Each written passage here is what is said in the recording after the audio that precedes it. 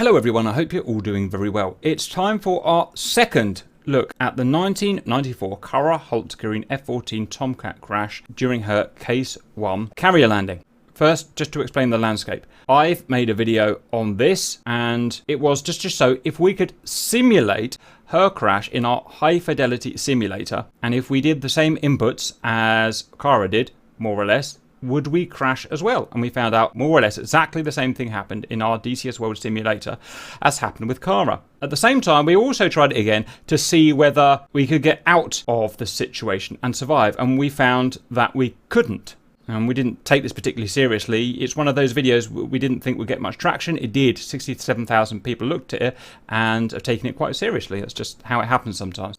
That was on January 2020. Now recently, this has come out. 18th May 2021 from Ward Carrol, a real-life ex-Rio from an F-14 Tomcat. The first thing to say, absolutely, is that he is an expert speaker. He knows what he's talking about. Grim Reapers are not an expert speaker. We know odds and sods, but we are in no way experts at this at all. We just learn as we go. It's the first thing to get out of the way. Since Ward put his video out, loads of you guys have contacted me and asked me to redo our look at the Carrol Hultgreen incident and see, with the new information garnered from Ward Carroll's video, could we try it again and see if it is survivable with the correct procedures. I've just grabbed a few ones here from Brandon Kindle, Bronco Man, Adam Spears, Neil Sargent, all saying the same thing, that this really good video came out, and I will link Ward's video in my video description so you can go and watch it. Obviously, like I said, he really does know what he's talking about. He discusses the incident. He talks about the kind of political aspects of it as well, which I'm not interested in, but he also talks about the ones and zeros, the numbers, why this incident happened. What I'm going to do is play as little of Ward's video as I can now, because obviously I don't want to get in trouble, but to explain the bits that we're really interested in. As you'll see, in summary, he says, at the end of the day, Carrol did not follow what we call the boldface NATOPS procedure. And, as the experts agree, if Carrol had followed the procedure, then she probably would have been okay. That's what we're looking at today. Wave off power, raise your gear, power. Eject, eject! Who's playing guard? Case 1 pattern, coming into the break, 800 feet, level break, downwind, landing checks complete. Get to the 180, start your turn. So about the 45, Carrol experiences a compressor stall on the left motor. That is the perfectly wrong time to have a compressor stall. So at this time, she's slowed to on speed, probably 138 knots. No ordnance. The first move should have been, in accordance with the boldface that we've already reviewed, get the angle of attack under control. Set 10-degree pitch attitude on the waterline, 14 units angle of attack. If your first impulse is, if I need to level using stick alone, or I need to climb, then that's going to just exacerbate the roll that's already caused by that airplane having a compressor stall. She's overshot center line with the approach, so she's working her way back. Her reaction is to, with lateral stick, try to roll back to wings level. She didn't use rudder supplemented by stick. What happens, just like we've already described, if you do that, then what you're going to actually do is make the situation worse. If you're at high angle of attack and you try to roll, what's going to happen is the airplane's going to go the opposite way. So the airplane's slowing down, her angle of attack is rising. She tries lateral stick as a way to level the wings instead of right rudder. May or may not have been monitoring angle of attack. You can see from the result that absolutely didn't keep it under 14 units. And airplane rolls. And one of the instructor pilots at the RAG was given the task by the mishap investigation team of recreating this mishap in the simulator. He recreated the control inputs she did, and the airplane did exactly what you see happening in the plat tape. And then he did what would have happened had she complied with the boldface procedure. So he flew the approach. Now he's doing his approach turn. Person at the console, another instructor, gives him the compressor stall. So he complies with boldface. First gets the angle of attack under control. Then right rudder, supplemented by stick, but primarily rudder to get the wings. And you don't care what your yaw looks like at that time. The airplane will fly all day like this. You've got to monitor the angle of attack. The most important thing is angle of attack, rudder supplemented by stick, now power as required. So the other thing that did Carrol Hultgreen a disservice is the LSO yells power. So for her, it meant both throttles to mill. But as you see from the boldface, it's power as required for a positive rate of climb. It's not max mill or even go into afterburner. So in her case, going to full power just exacerbated the roll. This instructor proved objectively that that situation was recoverable 100% of the time if the pilot complies with boldface. We're now in DCS. We're in a pair of F-14As. Before we run the test, we're probably going to get quite a lot of viewers on this video, so let's just clear a couple of other things up.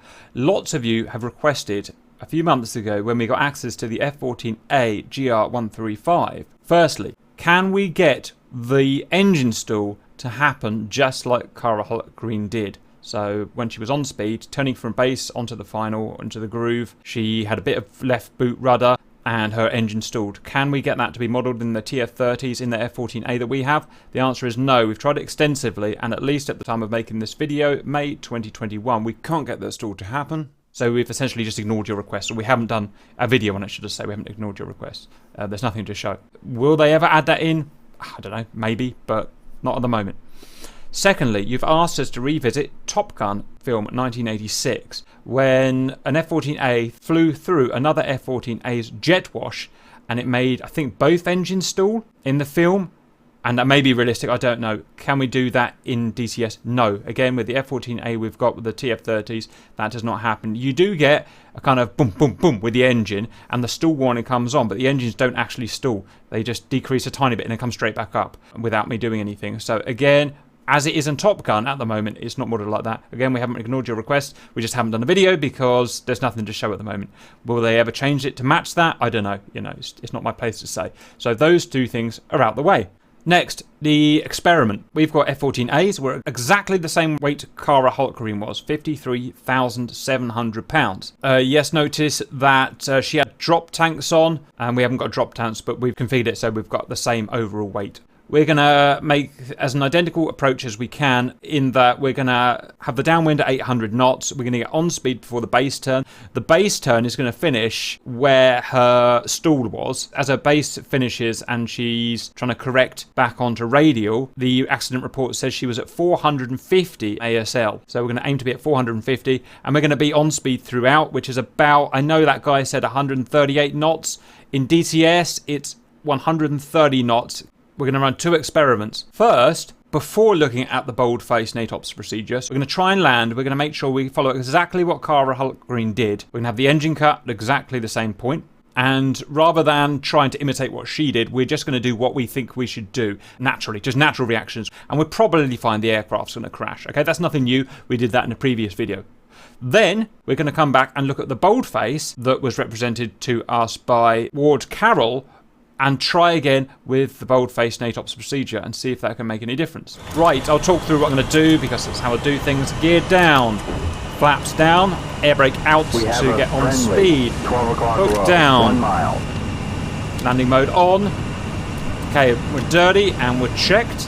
Next, we've got to get 800 feet and on speed to pre-base, so let's get that sorted. Okay, we're closer in now. We are 750 feet, ever so slightly low. We're on speed, as you can see. Angle of attack is 14 degrees, or 14 units of angle of attack, I should say. You can see my stick, rudder, and throttle down at the bottom left, so you can see exactly what I'm doing. So 750 feet, just making sure my trim is perfectly neutral, which is not quite at the moment. Sorting that out.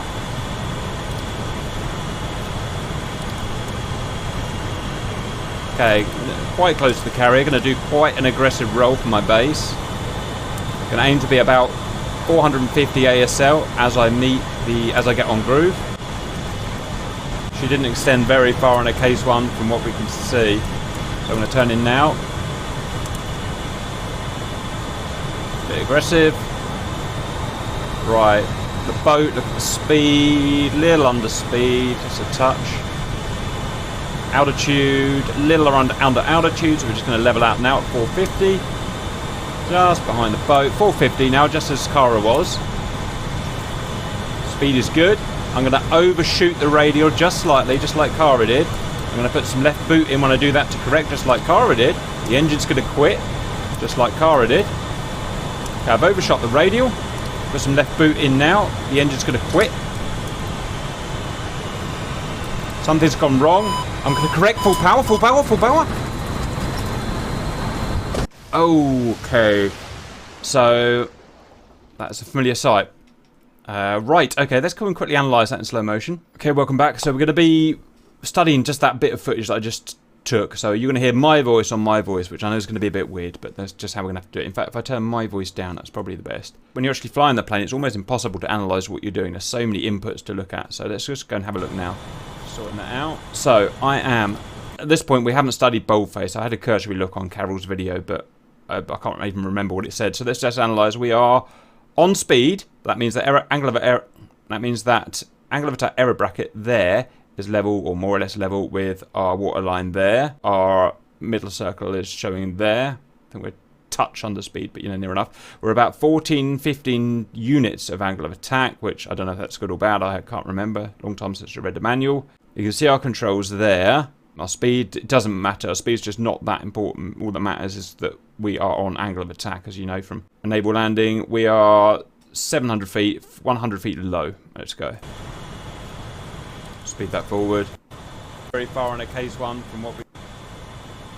A little bit of an aggressive roll, but that's fine. Right.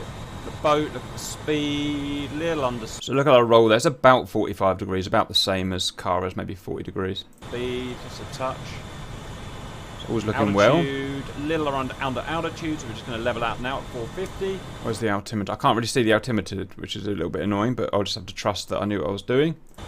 Just behind the boat. Oh, I saw it for a minute there. Now, just as Cara was. So we're on altitude, I don't know, I can't remember what the actual case one altitude is for half a mile behind the boat, but this is what Cara was in the accident report, so. Speed is good. I'm going to overshoot the radial just slightly, just like Cara did.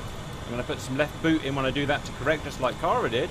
The engine's going to quit, just like Cara did. Okay, I've overshot the... Okay, so she's overshot the radial, which, as we can see, she's about 45 rolls, the same as Cara was. I'm going to put in some left boot here. How much left boot did Cara put in? I guess we'll never know, but... Radial. Put some left boot in now. The engine... I only put a tiny bit in, look. I only put about 25% left boot. I actually thought I was doing full, but that just shows how you need black box data to go back and see what really happened. I'm going to cut the engine, which means I'm moving to the mouse cursor to there to cut the engine. It's going to quit. Put the fire extinguisher on, or fuel cut, whatever it is, I can't remember. I am half left rudder now. Look at that, which is just my natural thing to do at the moment, because you can see I'm so far off radial, again, as she was, so it's just a kind of a natural thing that you do as a pilot or a virtual pilot. Okay, I'm also correcting with right roll here. Now, I didn't actually mean to do that. Again, this is just something that happens in my head without even... I thought I was neutral stick here. So I'm fighting the airplane a bit with left boot and right roll, which, I don't know why I did it, but that's what I do, and that's what I promised I would do. And the aeroplane is upset. And look, I've already noticed something's wrong in my head here. I can feel she's unsettled. So I've gone full right roll. I've still a tiny bit on left rudder, but I'm coming off the rudder at this point. And the aircraft is really unsettled. The only sad thing is we can't see the angle of attack down there, so we can't really see what the aircraft's doing. The angle of attack's probably the most important thing in this crash. Something's gone wrong. I'm going to correct. Full power, full power. I saw about 16 degrees angle of attack. Not degrees, units.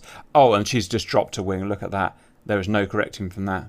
And as soon as I've gone up on the power, look, I've gone full power on both throttles here. But obviously one engine doesn't work because I've done the fire extinguisher. So that extra power on that right engine has just forced it over. And I'm full right stick and full right rudder at the moment, because I've noticed I'm dropping to the left. So my natural reaction is everything to the right, which is, it's just, it's just anyone's natural reaction. Full power. 16 or 17 units of angle of attack. Oh, obviously it's completely, gone off the scale now. So... Right, so completely lost lift, and that's it. So that's pretty much, it's not perfect, the simulator isn't perfect, but that's pretty much what happened to Cara, give or take. So that leads us now to do one more job. That is apply Ward Carroll's boldface, well, it's not his, but you know what I mean, he highlighted the NATOPS procedure to the F-14 Bravo and see if we can get out of it. Here is the boldface document. Now, not all of this is going to apply to us, so we're just going to look at the asterisk items. 1. So as soon as we know the engine's gone, so cut the engine, give it about 2 seconds, until you know something was up, and then apply boldface. So 1, set 10 degrees pitch attitude on waterline. So set that to 10 degrees above horizon. So your pitch is 10 degrees. But bearing in mind, and the overriding factor being 14 units of angle of attack maximum. So you got that little ladder gauge on the left. If you go above 14 degrees units of angle of attack, then put your nose down a bit. Rudder, opposite roll yaw, supplemented with lateral stick. Opposite roll yaw. Okay, someone's going to have to tell me, which way am I ruddering? Opposite the engine failure. Right, so the engine failure is pulling us left. So are we ruddering right? Yes, we're ruddering right, yep. Aren't we? So we're ruddering right. I haven't been doing that so far, or at least not that I'm aware of. So we're going to rudder right, supplemented with lateral stick, which is obviously right. 3, both throttles, because you're not going to differentiate, you're not even probably know which engine's gone. It's so quick this happens. Both throttles as required for positive rate of climb. So it's not saying power on like we do, like full power. Instead, I think what they're saying is moderate the throttle so that we can climb. Just enough so we can climb, but not so much that the afterburner starts kicking in, and that just flips us over, as you know. Landing gear up. That's 4th in the list of importance, so all the other stuff worry about first. If all those things you've got, and you've got spare time, landing gear up. Probably I won't get that far in my list of things. I'm going to be concentrating on the other ones, but if you can, great. And 5, jettison. In this case, it's just it's not relevant to us, so ignore jettison, because we're not carrying stores. Welcome back, viewers. So we're going to be looking at our symbology so far, which I haven't done at all so far. It's all been done by feel. Angle of attack here must not get above, once the incident's happened, 14 units angle of attack. These are not degrees, these are units. We want to be, if we can, 10 degrees pitch up from horizon. Rudder and stick right. Rudder and stick right. Now, I don't know if that means full rudder and stick right. I guess moderate. I guess we'll see how it goes. I'll turn my controls so you can see on there. And both throttles enough to attain positive rate of climb, but don't overdo it. I'm ready. Are you ready, RC? Just go ahead. I'm not loading in. Roger. I'm in there, right? But yeah. My cockpit's not loaded. Right, I'm going to get in nice and close. Make this as hard as myself as I can. Right, so brake on.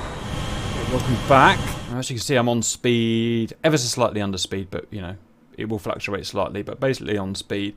The first thing I notice is a discrepancy here. Boldface, the first thing it says is don't exceed 14 units of angle of attack. In this aircraft, a unit is about 0.75 degrees, and it will differ between airframes, but you can see already, pretty much on speed, I've already exceeded that, 15 units of angle of attack in an F-14A, so already there's a massive discrepancy, because it says you can't go over that, even in the emergency situation. But you know as well as I do that as soon as I lose that engine, I'm going to lose some airspeed. Therefore, angle of attack is going to go over 14 units of angle of attack. So even to begin with, the first thing is unachievable. At least instantly, I'm going to go over angle of attack. I have to, to even realise there's a problem. I'm going to go over angle of attack. So just something to bear in mind there that I really wasn't expecting. Let's camera on anyway and see how far we get. So I'm 800 feet, bang on the nose. I am bang on, downwind, right on the reciprocal, just getting slightly slow. So back on speed now. Come off the reciprocal slightly, so just get back on and on speed. There you see 14 units of angle of attack is what I need on speed. I'm going to have to assume that's realistic, I'm not going to get to fly a real Tomcat, so let's make our turn. We're quite aggressive because we're in quite close again. Check our rate of descent.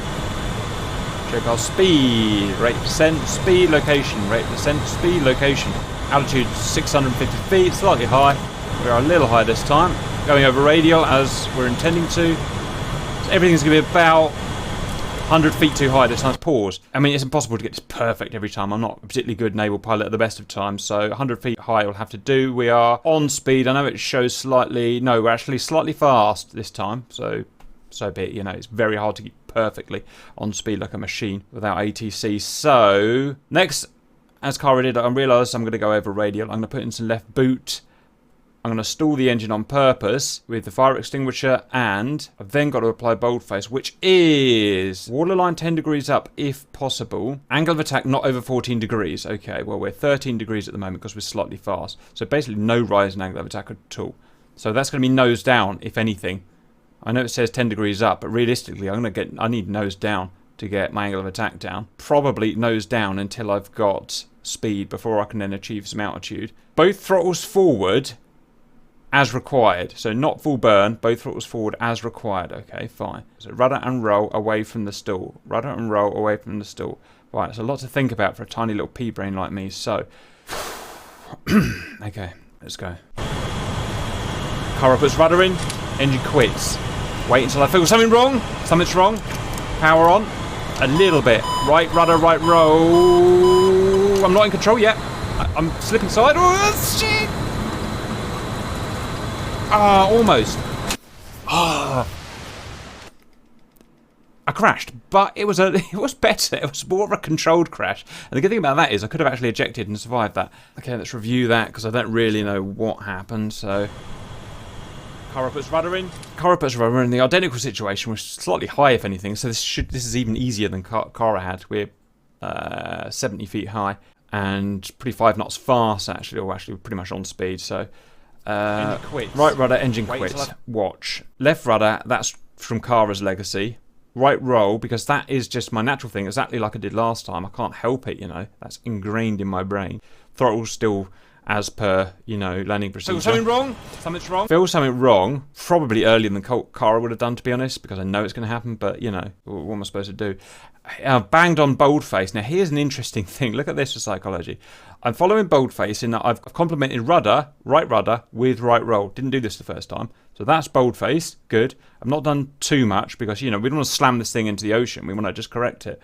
Now, here's the thing. I've gone full off throttle there. That's not what boldface said.